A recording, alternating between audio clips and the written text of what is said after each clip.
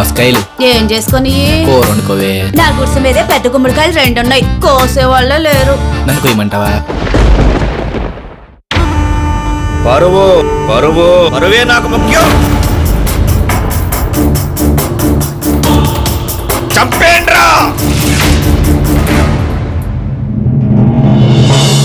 ఆకాశమంత పందిరి వేసి భూదేవంత వేదిక కట్టి వేద మంత్రాల మధ్య మంగళ వాయిద్యాలతో పసుపు పారాణితో అగ్ని సాక్షిగా జరగాల్సిన పెళ్లి ఇలా ఈ పసుపు తాడుతో జరిగిపోతుందా?